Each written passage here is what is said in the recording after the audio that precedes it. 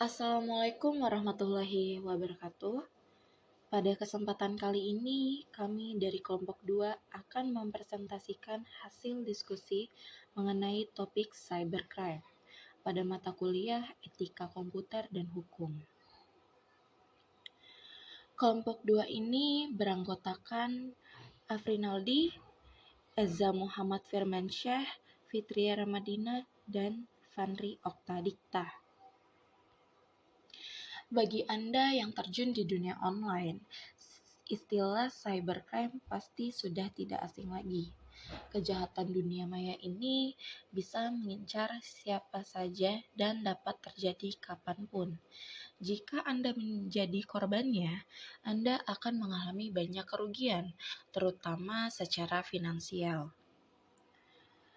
Pengertian cybercrime menurut OECD. Cybercrime adalah semua bentuk akses ilegal terhadap suatu transmisi data. Artinya, semua bentuk kegiatan yang tidak sah dalam suatu sistem komputer, dan itu termasuk dalam suatu tindak kejahatan. Kejahatan cybercrime dilakukan dengan beragam motif, mulai dari kepuasan diri, keisengan, sampai kejahatan serius yang merugikan secara ekonomi. Tindak kejahatan ini pelaku bisa dikenakan tindak pidana sesuai dengan UU ITE yang telah diterapkan. Sejarah cybercrime. Cybercrime terjadi bermula dari kegiatan hacking yang telah ada lebih dari 1 abad. Pada tahun 1870-an, beberapa remaja telah merusak sistem telepon baru dengan merubah otoritas. Berikut akan ditunjukkan seberapa sibuknya para hacker telah ada selama 35 tahun terakhir. Awal 1960, fasilitas universitas dengan kerangka utama komputer yang besar seperti Laboratorium Kepintaran Buatan MIT menjadi tahap percobaan para hacker. Awal 1970, John Draper membuat sebuah panggilan telepon jarak jauh secara gratis dengan meniupkan nada yang tepat ke dalam telepon yang memberitahukan kepada sistem telepon agar membuka saluran. Draper menemukan silon sebagai hadiah gratis dalam sebuah kotak sereal anak-anak. Selanjutnya, jenis-jenis cybercrime. Yang pertama ada identity theft. Identity theft ini sesuai namanya adalah jenis cybercrime berupa aksi pencurian identitas. Pelaku identity theft akan melakukan teknik peretasan pada website korban. Mereka akan mengakses server website untuk mendapatkan informasi pribadi yang tersimpan. Identity theft akan cenderung menyasar toko online, website membership, dan jenis website lain yang menggunakan data pelanggan dalam proses layanannya. Selain itu, identity theft juga dapat terjadi saat Anda mengakses situs abal-abal. Hal ini terjadi ketika Anda memberikan data pribadi padahal situs itu sebenarnya milik peretas. Contoh kasus yang kerap terjadi adalah pencurian identitas menggunakan sayembara online. Tergiur iming-iming hadiah yang besar, korban mengisi data diri di sebuah website. Ternyata undian sayembara tidak pernah ada, namun data diri korban sudah terlanjur dimiliki pelaku kejahatan. Yang kedua ada carding. Carding adalah jenis cybercrime yang berupa pembobolan kartu kredit. Pelaku kejahatan mencuri data informasi kartu kredit dan menggunakannya untuk kepentingan pribadi. Percaya atau tidak, carding adalah salah satu jenis cybercrime yang masih sering dilakukan. Kasus terakhir bahkan sempat terkait dengan beberapa orang terkenal. Bagaimana pelaku bisa melakukan carding? Ada banyak caranya. Bisa dengan phishing, memasang malware di toko online, atau membeli informasi dari gelap internet. Dampak dari carding cukup merugikan, sebab jika tidak cepat disadari, pemilik kartu kredit harus membayar tagihan besar atas belanja yang tidak dilakukan, kadang dalam jumlah yang sangat besar. Yang ketiga ada corporate data theft. Corporate data theft mirip dengan identity theft. Bedanya, jenis cybercrime ini menyasar data perusahaan. Pelaku meretas situs perusahaan, kemudian mencuri data-data yang penting. Data perusahaan yang berhasil didapatkan bisa dimanfaatkan untuk kepentingan pribadi, misalnya untuk bisa mengaksesnya tanpa hak. Bisa juga data tersebut dijual di pasar gelap dengan harga tinggi. Bentuk kejahatan online ini pernah dialami oleh perusahaan-perusahaan besar, salah satunya Canva. Situs desain grafis ini berhasil diretas sehingga 139 juta data pelanggan terancam. Artinya, dalam satu aksi saja pencuri bisa mendapatkan banyak data untuk digunakan melakukan tindak kejahatan. Yang keempat ada cyber extortion. Istilah cyber extortion ini mungkin masih asing bagi Anda, padahal jenis cybercrime berupa pemerasan ini cukup sering terjadi. Kejahatan online ini bisa menimpa perusahaan atau pribadi. Modusnya, pelaku akan meminta uang sebagai tebusan atas data penting yang telah dicuri. Kasus cyber extortion ini yang marak saat ini adalah pengguna ransomware. Malware ini masuk ke perangkat korban dan mengendalikan data di dalamnya. Pemilik tidak dapat mengakses data tersebut tanpa menggunakan sandi dari pelaku kejahatan. Nah, untuk mendapatkan sandi tersebut harus ada uang tebusan yang harus dibayarkan terlebih dahulu. Banyak perusahaan terkenal di dunia yang menjadi korban kejahatan ini, seperti Nokia, Domino, dan Fratly. Bahkan pada kasus Domino, peretas meminta tebusan 30 euro agar data 650.000 pelanggan Domino tidak disebarluaskan. Yang kelima ada cyber espionage. Cyber espionage adalah jenis cybercrime yang memata-matai target tertentu, seperti lawan politik, kompetitor, suatu perusahaan, atau bahkan pejabat negara lain. Pelaku menggunakan teknologi canggih untuk memata-matai secara online. Cyber espionage biasa dilakukan dengan memanfaatkan spyware. Dengan aplikasi yang ditanam di komputer korban, semua aktivitas dan data penting bisa diakses tanpa disadari. Sebagai contoh, kejahatan cyber espionage ini pernah menimpa Barack Obama.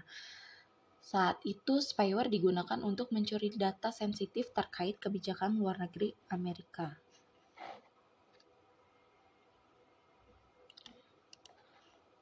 Untuk selain itu, ada jenis-jenis yang lain.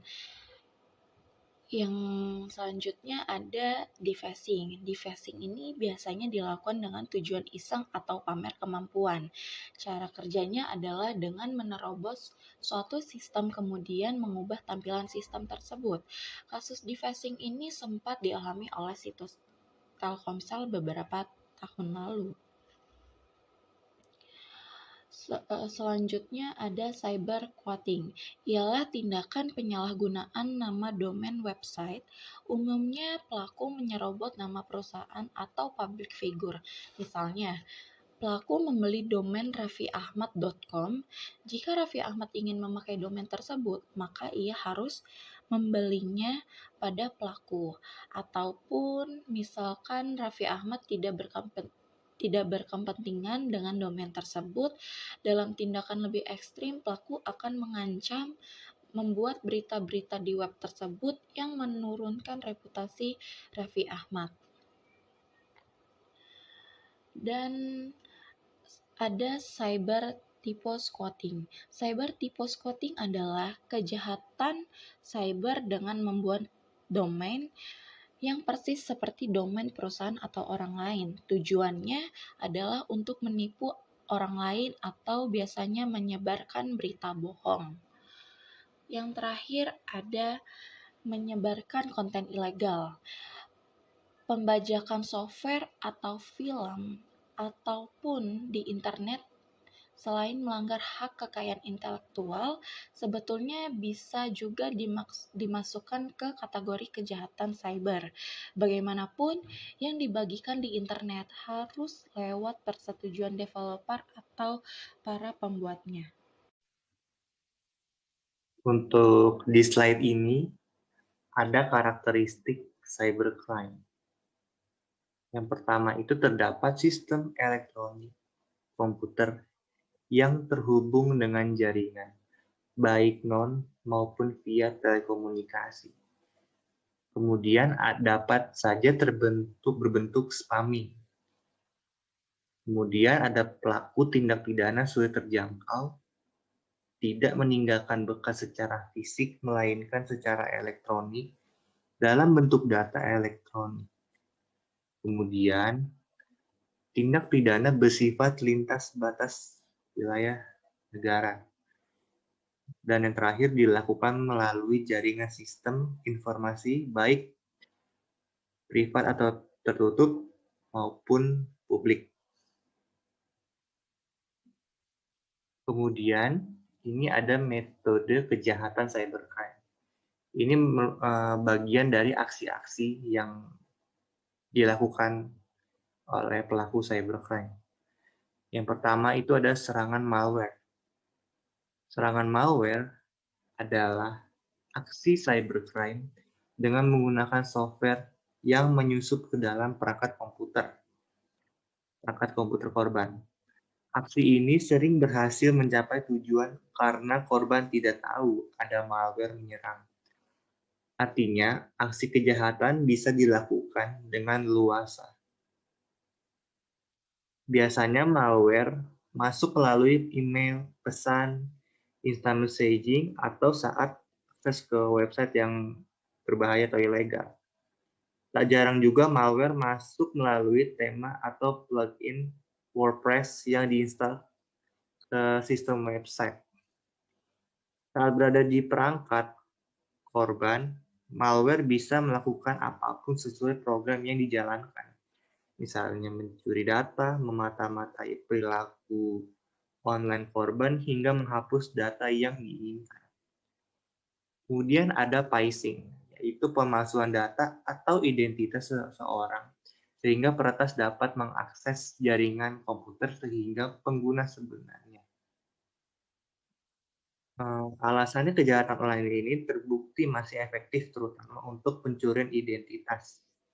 Menurut sebuah laporan, aksi cybercrime ini 67% dari phishing. Data yang menjadi tujuan phishing berupa data pribadi, nama, usia, alamat, dan data akun password. Langkah phishing kerap berhasil karena perilaku phishing menyamar menjadi pihak yang berwenang atau lembaga resmi, sehingga korban tidak merasa curiga. Contoh kasus phishing yang pernah terjadi saat ini yaitu pada PayPal. Pelaku mengirimkan email kepada korban dengan berpura-pura sebagai pihak PayPal. Dalam isi email tersebut, pelaku menyatakan bahwa akun korban telah dibatasi sebagai akibat dari pelanggaran kebijakan. Lewat email tersebut, pelaku meminta korban untuk memperbarui akun mereka. Sebagai tautan yang diberikan mengarah korban untuk situs palsu.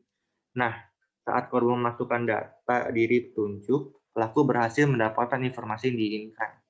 Itulah kenapa kita harus lebih jeli dengan email yang diterima. Sebagai contoh, saat mendapat email alamat panjang berisi paduan huruf dan angka. Selain itu, juga jangan asal mengklik link. Kemudian ada device website. Ini merupakan Upaya mengubah tampilan website tanpa hak. Ini biasanya merupakan pekerjaan defacer yang membobol pelarian web dan mengganti situs web yang dihosting dengan situs web mereka sendiri. Sebagai contoh ada kasus yaitu di KPU dalam aksinya pelaku yang menyerang situs resmi KPU mengubah tampilan websitenya. Pelaku juga menulis bahwa situs tersebut telah berhasil diretas oleh suatu kelompok. Selain mengubah tampilan website, aksi cybercrime ini juga sering digunakan untuk mengarahkan korban ke situs lainnya. Sebagai contoh, aksi deface pada website Google di Romania. Meskipun aksi ini sering disangkal oleh Google, pengunjung site itu tidak dapat mengakses situs google.ro. Dampak deface sangat serius, terutama bagi bisnis. Kredibilitas online kita sangat berpengaruh dan juga dipertaruhkan. Alasannya website kita akan dianggap tidak memiliki perlindungan yang baik bagi pengunjung. Kemudian ada serangan DDoS. Ini merupakan aksi cybercrime menggunakan sumber daya yang ada pada komputer server sampai tidak dapat lagi dijalankan fungsinya dengan benar. Kenyataannya DDoS sendiri merupakan salah satu serangan oleh hacker. Alasannya teknik DDoS dianggap cukup sederhana untuk dijalankan seperti halnya deface. Serangan DDoS sangat mengancam reputasi online yang telah dibangun. Kepercayaan konsumen terdapat sebuah bisnis yang mengalami down tentu akan terpengaruh. Sayangnya, serangan DDoS memang bisa menimpa pada siapa saja, termasuk salah satu media terbesar di dunia yaitu BBC. Saat itu serangan yang terjadi mengakibatkan hampir semua layanan BBC lumpuh. Semua domain BBC tidak dapat diakses.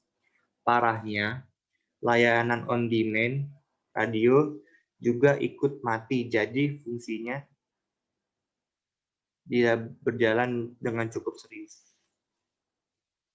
Kemudian ada hacking. Ini istilah cybercrime yang cukup umum. Aksi ini dilakukan dengan cara mengakses sistem komputer tanpa hak. Pada dasarnya hacker akan menggunakan keterampilan yang dimiliki untuk melakukan berbagai aksi cybercrime. Mulai dari merusak sistem, mencuri data pribadi, hingga mengekspos data yang diperoleh ke publik. Aksi hacking ini tidak selalu bertujuan untuk mendapatkan kepentingan finansial. Banyak juga hacker melakukan ini untuk sekedar memamerkan keahliannya. Beberapa waktu lalu, dua media besar di Indonesia pernah menjadi korban hacking. Para hacker berhasil menebus sistem keamanan website media tersebut dan berhasil menghapus beberapa berita yang dimuat. Kemudian ada social engineering. Istilah ini untuk berbagai aktivitas ilegal yang dilakukan melalui interaksi user. Ini menggunakan manipulasi psikologis untuk mengelabui user agar membuat kesalahan keamanan atau memberikan informasi yang sensitif. Sebagai contoh, engineering ini kerap menimpa pengguna ojek online. Modus yang dijalankan adalah dengan menelpon korban dan menanyakan kode OTP. Kode ini cukup penting untuk dapat mengambil alih akun korban. Sebenarnya kode OTP yang berasal dari sistem ojek online bersifat rahasia, tapi tak jarang korban mau memberikan informasi tersebut dengan teknik phishing. Pelaku berhasil mengakses akun korban, dompet digital, dan lain-lain. Kemudian ada exploit kit. Program ini menyerang komputer dengan sistem keamanan yang rendah. Tujuannya buat menyusup komputer dan manfaatnya. Ini biasanya dimulai melalui link, email, pop-up, dan iklan. Jika korban sudah berhasil dilabui dengan akses link yang diberikan, exploit kit akan mulai menguasai korban. Tercatat 50 serangan exploit kit itu sifatnya seperti hacker. Yang pertama itu melakukan mencari kelemahan sistem pada komputer tersebut. Jika menemukan celah, mereka akan memanfaatkan untuk mendownload malware.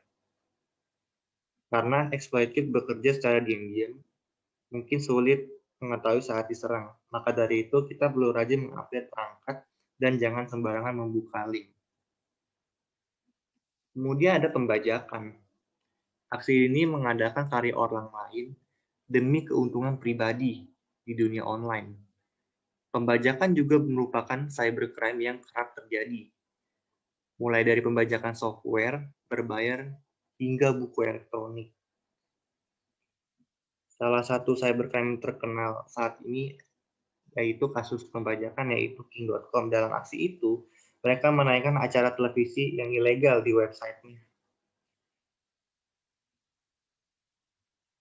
Kemudian ada penipuan online, yaitu merupakan aksi cybercrime yang juga perlu diwaspadai sebab bentuk penipuan yang terjadi bisa bermacam-macam dan platformnya juga bisa apa saja, bisa marketplace maupun sosial media. Contoh kasus yang pernah terjadi yaitu terjadi pada OneCoin, salah satu mata uang cryptocurrency. Meskipun awalnya tampak seperti mata uang yang aman, pengguna baru sadar bahwa OneCoin hanyalah scam. Apalagi ditambah dengan menghilangkan founder mereka secara mendadak. Alhasil pengguna dirugikan atas investasi yang dilakukan. Kemudian yang terakhir ada spamming. Aksi cybercrime dengan menyebarkan email spam secara massal, isi email spam pun beragam. Contohnya penawaran produk yang tidak jelas. Menurut riset, tingkat spam ini sebulan bisa mencapai 85%.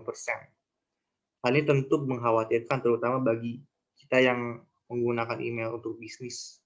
Bisa-bisa dengan banyaknya spam yang diterima, ruang penyimpanan penuh dan email penting dari klien justru tidak bisa masuk, apalagi kegiatan spam email masih bisa terjadi mengingat aksi pencurian data hacker juga terus muncul, ditambah dengan kasus adanya penjualan oleh pihak tidak bertanggung jawab.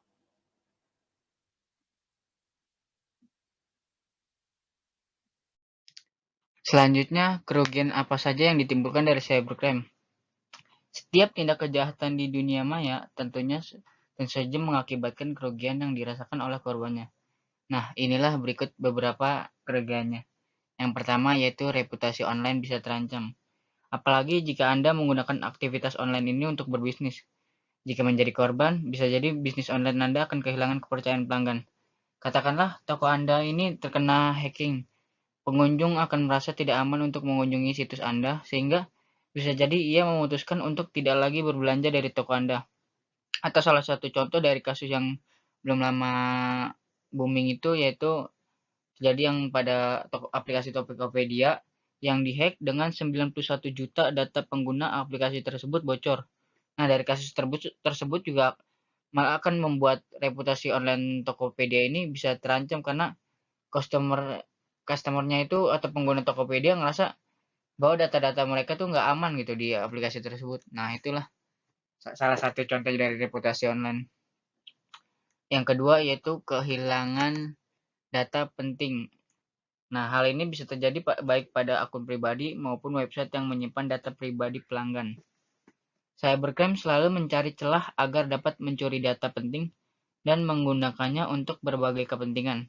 Nah, salah satunya untuk tujuan pemerasan atau menjual di pasar gelap. Sebagai salah satu contoh yaitu Blackbaud, salah satu pembuat perangkat lunak. Manajemen keuangan pernah menjadi korban pencurian data rahasia. Perusahaan ini melaporkan bahwa situs mereka ini telah diretas. Peretas berhasil mencuri data-data tentang siswa dan alumni dari 10 universitas di Inggris, Amerika Serikat, dan Kanada. Dampaknya itu pelaku dapat menyebarluaskan data-data pribadi dari siswa tersebut sama alumni tersebut, mulai dari nama hingga nomor jaminan sosial dari mereka gitu. Lanjut yang ketiga, kerusakan software dan sistem komputer. Kerusakan software dan program juga bisa terjadi akibat ulah cybercrime. Salah satu yang membuat heboh yaitu adalah serangan ransomware WannaCry yang menyerang berbagai website pemerintah. Saat itu serangan yang terjadi menyebabkan banyak perangkat yang tidak bisa diakses. Nah, aksi ini terutama yang terjadi pada sistem operasi yang rentan. baik yang sudah lawas maupun yang versi bajakan. Nah, kenapa itulah pentingnya bagi kita semua untuk selalu memperhatikan keamanan sistem di komputer kita. Salah satunya yaitu dengan terus mengupdate antivirus dan versi dari sistem operasi yang digunain gitu. Selanjutnya yaitu kehilangan sejumlah uang. Nah, ini salah satu hal yang terpenting juga, bahaya dari kerugian yang ditimbulkan dari cybercrime yaitu kehilangan sejumlah uang. Karena kerugian finansial juga menjadi dampak terbesar dari kegiatan cybercrime. Bentuk aksinya ini juga bisa bermacam-macam, mulai dari phishing hingga extortion. Tak hanya dialami oleh individu maupun perusahaan, kehilangan sejumlah uang akibat tindak cybercrime ini juga dialami oleh negara. Ya, salah satunya Indonesia juga. Berdasarkan penelitian Frost and Sullivan yang diperkerasai oleh Microsoft pada tahun 2018, kejahatan cyber di Indonesia bisa menyebabkan kerugian hingga mencapai 478,8 triliun atau 34,2 miliar US dollar. Jumlah itu udah cukup fantastis, tergolong fantastis. Maka dari itu, mulai sekarang kita harus lebih berhati-hati dengan tindak kejahatan cybercrime supaya kita juga nggak terjadi pada diri kita sendiri gitu. Selanjutnya, cara agar terhindar dari cybercrime. Yang pertama yaitu jangan sekali-sekali nyoba gunakan software bajakan meski kelihatan lebih murah. Studi dari Cyber Security Risk from Non-Genuine Software keluaran dari Fakultas Teknik Nasional University of Singapore atau NUS mencatat bahwa 92% perangkat komputer dan laptop yang menggunakan software palsu terinfeksi malware. Nah, studi ini juga diprasai oleh Microsoft. Ini diselesaikan pada bulan Juni tahun 2017 silam dan mencakup wilayah daerah Asia Pasifik dengan fokus pada risiko infeksi malware pada perangkat lunak dari penggunaan perangkat lunak bajakan.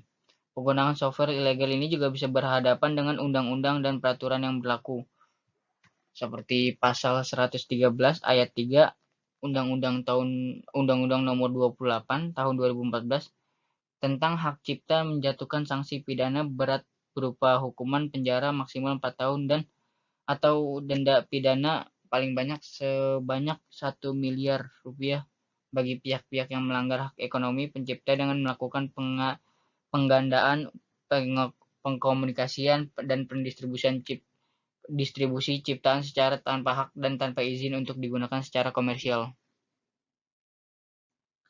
Selanjutnya yaitu untuk rajin-rajin mengupdate software. Karena rajin melakukan update software ini juga bisa menjadi cara terhindar dari cybercrime, baik update pada sistem operasi maupun pada sistem manajemen di website kalian. Nah, sebagai contoh, jika kita menggunakan Windows, kita akan selalu mendapatkan notifikasi yang untuk selalu update. Jika memungkinkan, segera lakukan update yang direkomendasikan. Hal ini juga berlaku bagi para pengguna Mac OS maupun Linux. Selain itu juga melakukan update pada WordPress setiap kali ada versi terbaru. Untuk kalian yang mempunyai bisnis atau mempunyai web, untuk selalu melakukan update pada WordPress kalian. Ini juga kalian bisa juga melakukan secara langsung melalui halaman di WordPress tersebut di dashboardnya WordPress atau menggunakan langkah manual. Selain meningkatkan keamanan, kalian juga bisa mendapatkan fitur terbaru yang lebih canggih dari WordPress tersebut. Dan itu, jangan lupa untuk selalu melakukan update tema dan plugin website WordPress Anda. Bisa melakukannya sekaligus dan atau bertahap sesuai dengan kemampuan server kalian. Yang ketiga yaitu menggunakan data encryption.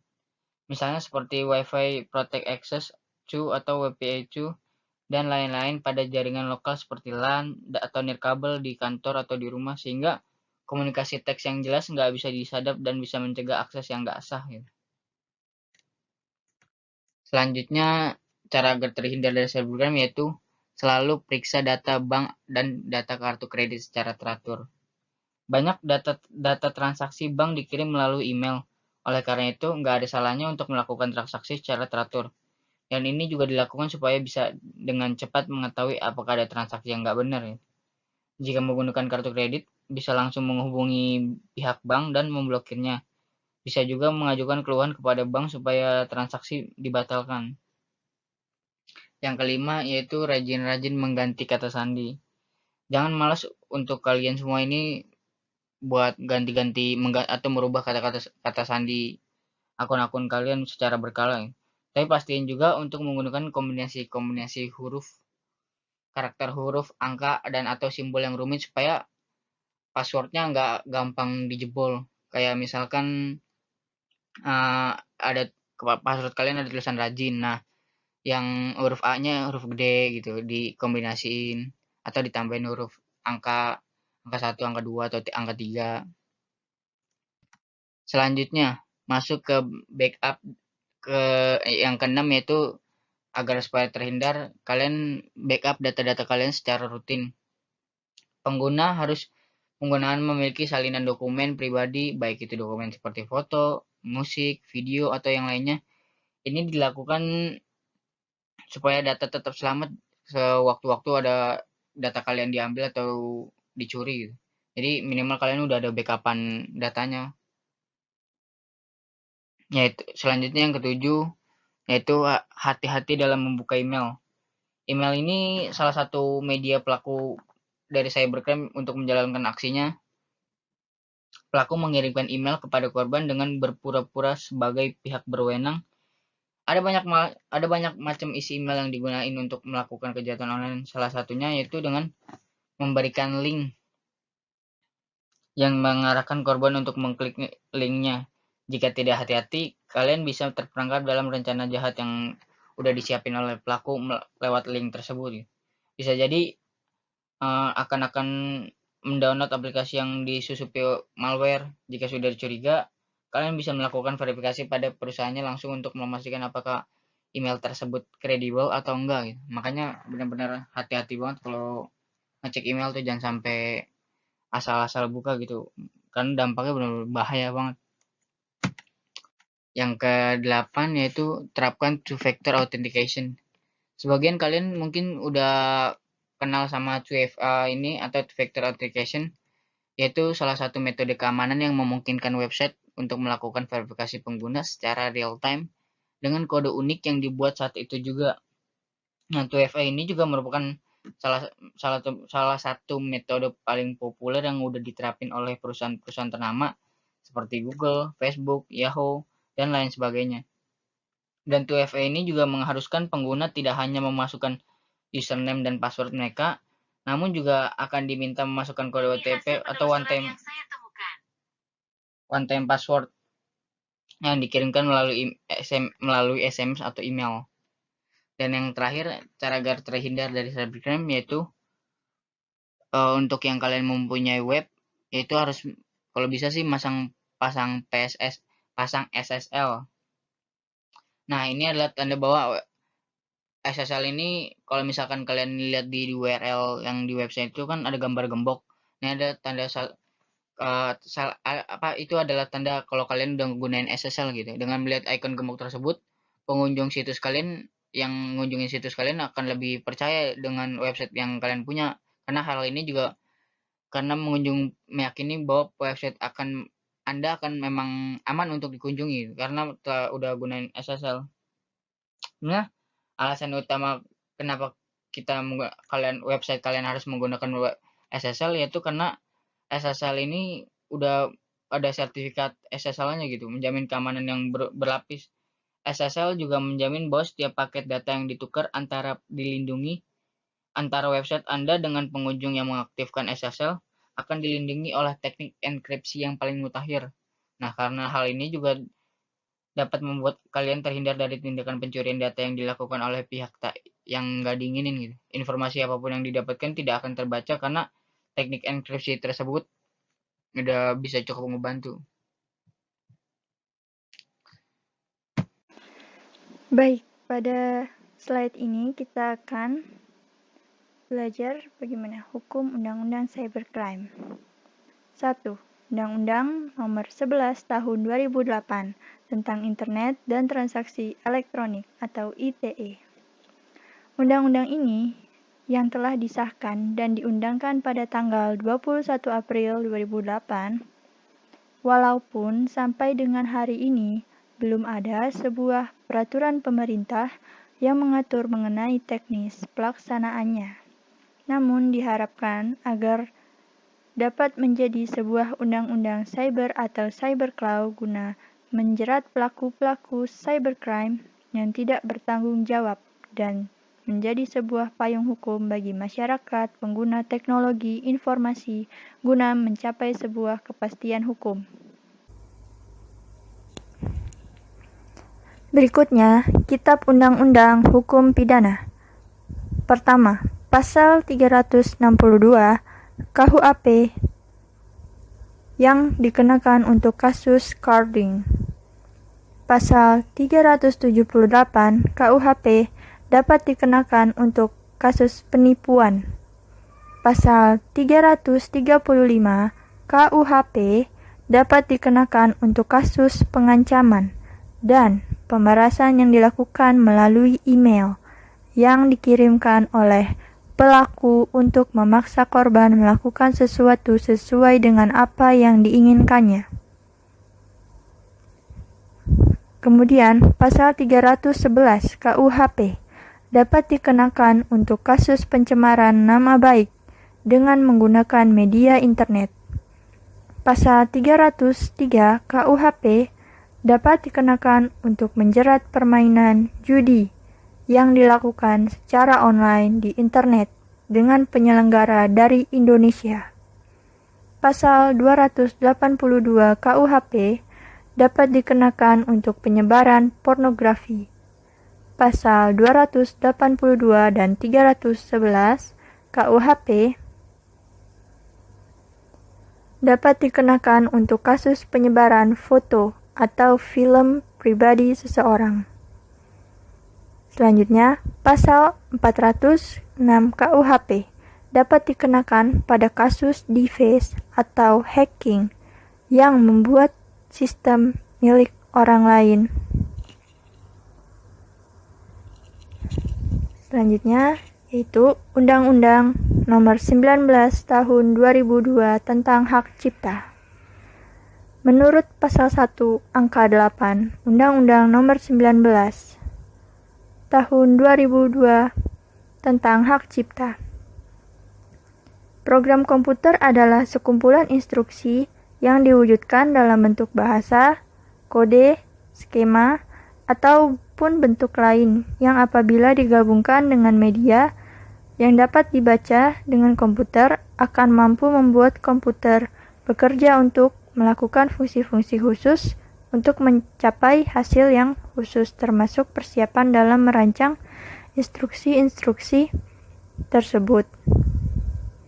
Kemudian Undang-Undang Nomor 36 Tahun 1999 tentang telekomunikasi menurut Pasal 1 Angka 1 Undang-Undang Nomor 36 Tahun 1999. Telekomunikasi adalah setiap pemancaran, pengiriman, dan atau penerimaan dan setiap informasi dalam bentuk tanda-tanda, isyarat, tulisan, gambar, suara, dan bunyi melalui sistem kawat, optik, radio, atau sistem elektromagnetik lainnya. Selanjutnya ada Undang-Undang Nomor 8 Tahun 1997. Undang-undang ini berisi tentang dokumen perusahaan.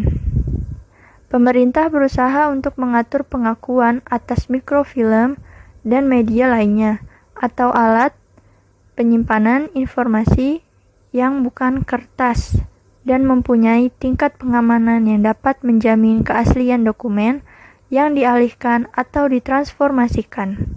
Misalnya, compact disc, read-only memory, atau biasa disebut dengan CD, ROM, dan write once, read many, atau biasa disebut WORM, yang diatur dalam pasal 12 undang-undang tersebut sebagai alat bukti yang sah. Selanjutnya ada Undang-Undang Nomor 25 Tahun 2003.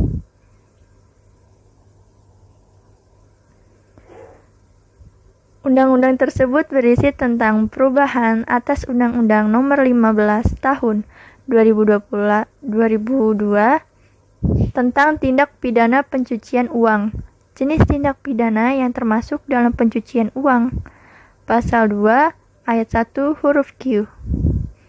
Penyidik dapat meminta kepada bank yang menerima transfer untuk memberikan identitas dan data perbankan yang dimiliki oleh tersangka tanpa harus mengikuti peraturan sesuai dengan yang diatur dalam Undang-Undang Perbankan.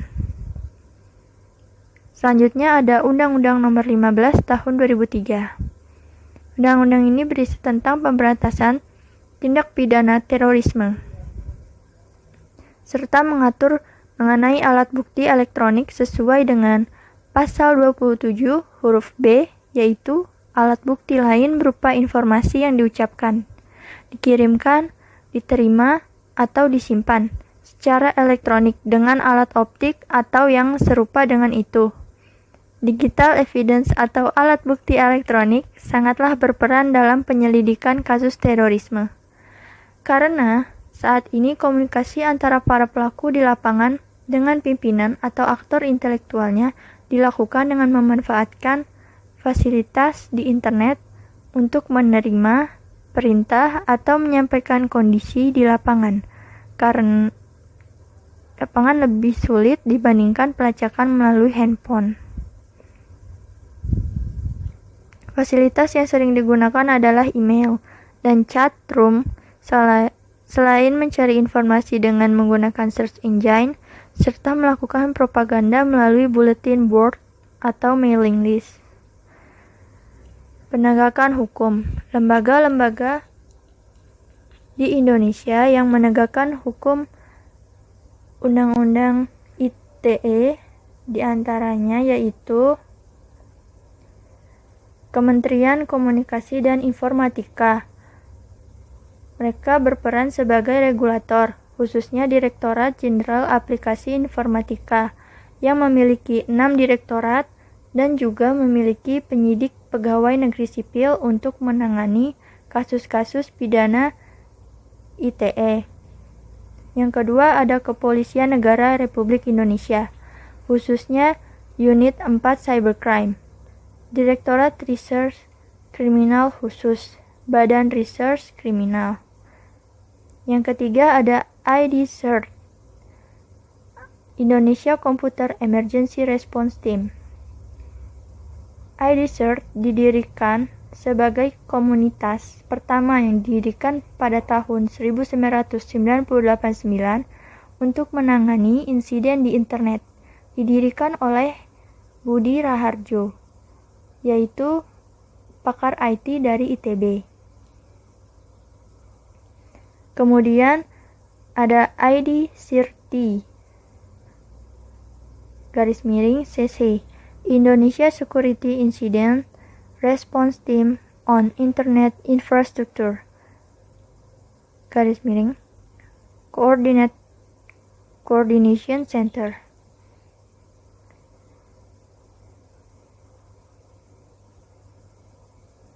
Yaitu lembaga yang dibangun beberapa komunitas TI Indonesia dan institusi negara untuk menangani ancaman infrastruktur internet.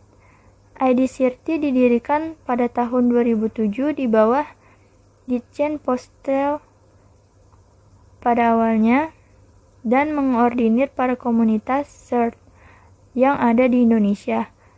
IDCERT memiliki wewenang memonitor log traffic internet dan mengasistensi lembaga penegak hukum lainnya, penelitian pengembangan, serta pelatihan. Serta ada lagi yang kelima ialah pengelola nama domain internet Indonesia atau yang disebut juga dengan PANDI, komunitas yang diberikan hak mengelola domain .id. Contoh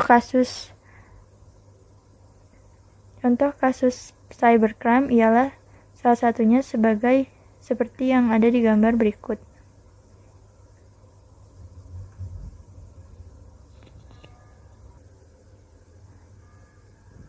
Kasus tersebut ialah kasus carding atau pembobolan kartu kredit yang berkedok sebagai usaha travel. Polisi meringkus 3 orang sebagai tersangka dalam kasus carding tersebut. Ketiga pelaku tersebut menjalankan bisnis travel dengan mengelola akun bernama @tiket_kekinian di Instagram. Mereka menawarkan tiket perjalanan murah baik domestik maupun luar negeri. Berdasarkan artikel berita tersebut, mereka mendapatkan dari hasil tindak kejahatan. Mereka membobol kartu kredit milik warga negara Jepang.